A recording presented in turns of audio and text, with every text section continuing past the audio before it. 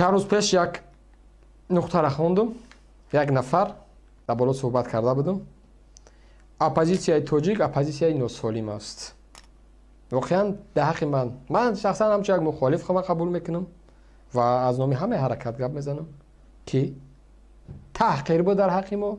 من برای تو کی مریض است نشان میتم. آیا حکومتی که مقدساتش تاریخش چپا میکنه، تاریخش میدزدن، همه از حکومتی سالم؟ آیا حکومتی که در خاک وطن خیانت میکنه، آیا همه از سالم؟ آیا حکومتی که بهترین های ملت میکشند، آیا همه از سالم؟ حکومتی که در حق ملت تجاوز میکنند، همه از سالم؟ در تمام وزارت و کمیته و اداره ها و کارخانه هاشون هر روز ظلم و فشار میان، همه از حکومتی سالم؟ آیا حکومتی که مالکیت مردم دزدیده میشوه، حکومتی که مبلغ های مردم دزدیده میشوه، همه را شما حکومتی سالم میگین؟ نفر میگه که مخالفین اگر سالم میشد با حکومت گفت و شنید میکرد. با کدام حکومت؟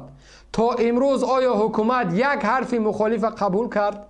زمان ما گفتیم که قانون پیشوای ملت احمقی است، ملت نیاز به پیشوا نداره، قبول کردین. آیا مخالفین بعد از این برای با شما صحبت کنه؟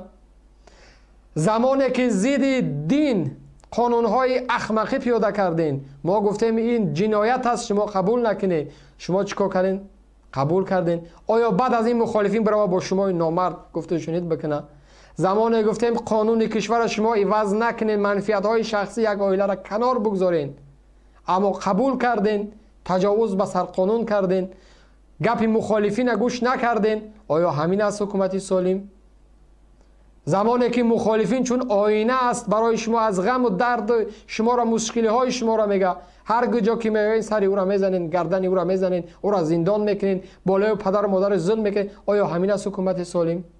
حکومتی که برای فعالیت یک جوان میروین، پدر و مادر و خواهر و برادر و زن و همسایه و نمیدانم تمام او قشلاق دعوت میکنین، تحقیر و دشنام میکنین، همین است حکومت سالم؟ آیا حکومتی که رحم به یک خواهر نمیکنین، در چوبه پلیس تحقیر هم شوه اما تپوش هم میکشین، همین است حکومت سالم؟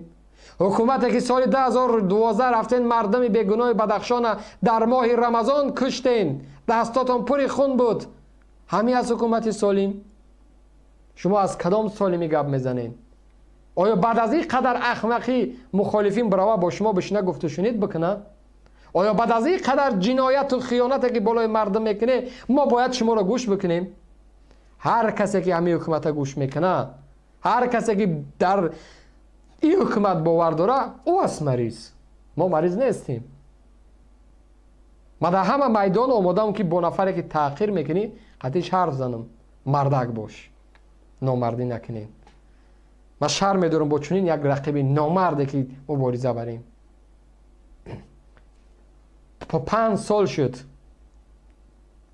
که همون قفا اگر که خطا نکنم سیاستی تاجیکستان را نگاه میکنم، میآموزم، تحلیل میکنم. ندیدم یک جوان، یک نفری واقعی که چیکار کنه دو طرفه بها بده. امروز میبروین یک طرف شهر میدین، یک نفر پیدا نشد که یک بار پهلوی دیگر را گوش کنه که امروز تلویزیون رحمانوف از خیانت میگه، رحمانوف از خیانت میگه، همه خیانت میگه. آیا بکو طرف مقابل چی دعوا داره که بیا یک بار او را گوش بکنیم؟ یک بار در تلویزیون و رادیوها و روزنامه هاتون از این گپ زدین؟ یک بار در پارلمان کشور از این مشکلات گپ زدین؟ یک بار یک وزیر، یک رئیس از این مشکلات گپ زدی؟ نه.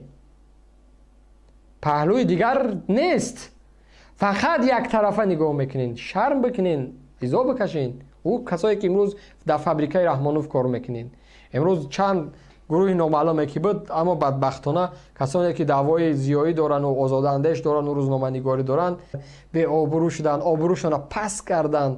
نفری که آبرو داشتن یک زمان کسی گوششون میکرد، امروز حرفای پوچ و بمعنی، تحقیر، دشنام، افلاسی، بدبختی.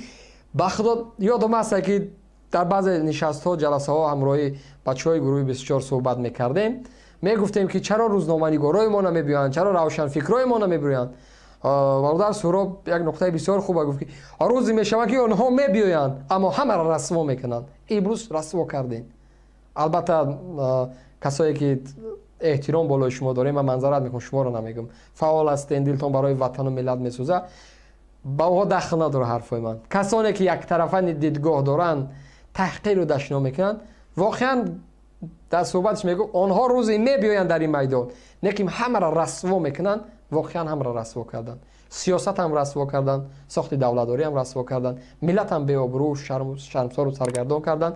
در همون رشته که خواندن و علم گرفتن، همون رشته هم سرگردان کردن.